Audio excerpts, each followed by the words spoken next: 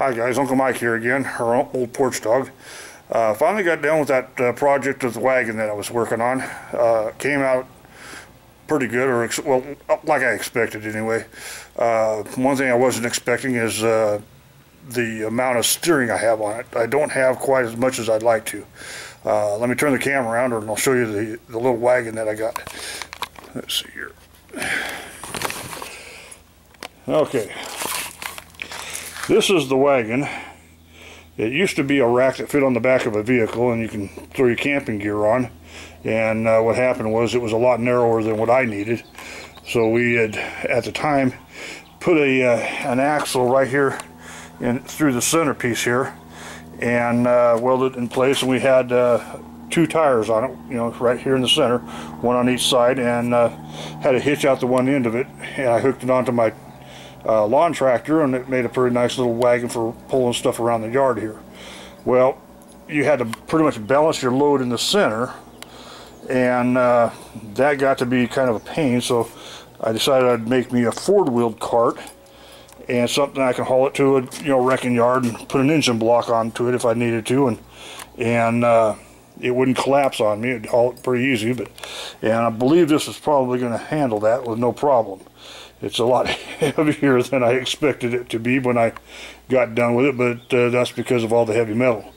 The steering problem that I'm running into is, let's see here, if you can come look down through the center.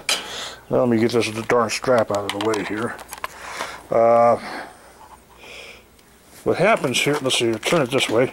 What happens here is, I'm not sure if we can see down through here, this bolt comes in contact with this frame here. It also comes in contact, this piece here comes in contact with the U-shaped bracket that it pivots in. Let's see if I can come down here and let's see here, zoom in on it, baby. Okay, there we go. What happens now is that thing comes in contact with that bracket, and it also comes in contact with that bar on the back. Now this is a hassle because I thought I was going to get a lot more steering out of the wagon than what I got, and I don't. It kind of limits my travel quite a bit. So what I'm going to end up doing is I'm going to rebuild that front end.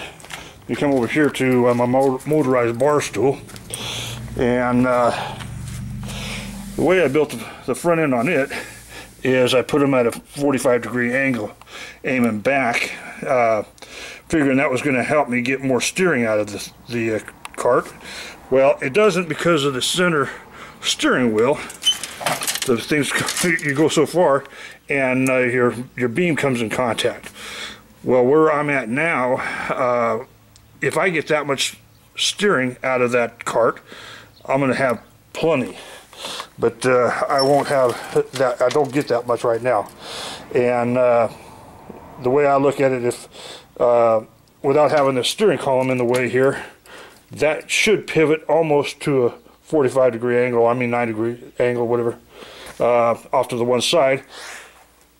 And that'll give me plenty of steering. That should put those tires just about straight off to the one side or pretty close, and I should be able to spin it around in its own tracks. That would be ideal, but that's not what I have now. Maximum steering on it right now, and that's it. And that's just not quite enough steering for as long as that cart is. If I shorten the wheelbase up, that might have worked out okay, but the wheelbase is pretty long on this thing, and I think it's almost 5 feet long. The wheelbase isn't 5 feet, but the whole cart itself I think is just about 5 feet long. But anyway, that's where I'm at on that. I'm going to end up just redoing that front end and rebuild it. I still haven't finished the bar that comes out of the center here. I've got such a heavy pipe in the middle because I'm going to have another pipe slides into this, and it's going to drop down and then come back out, and it'll fit into a trailer hitch on the front of that rig right there. Let's see here. I've got a trailer hitch ball on the front and on the back, and and I'm going to have it come out, and then the thing will come up and then back, and that'll give me plenty of clearance in the height so I can slide this onto the front end of that truck and take it to a wrecking yard and drop the wagon off of the front end of it again. All I have to do is just slide it through here. I got holes drilled, one on each side here. Being that I'm not having to tow anything, I just drilled a 3/8 inch hole in that, and then I have to put a 5/6 or 5/8 hole where it goes into the pin on the front of the truck there. This here is actually the chunk of pipe that's going to be cut down, and I'll cut a couple of 45s in it, re-weld it, and put it back together, drill my holes, and that'll give me plenty of lift to get it off the ground, and it'll haul it for me.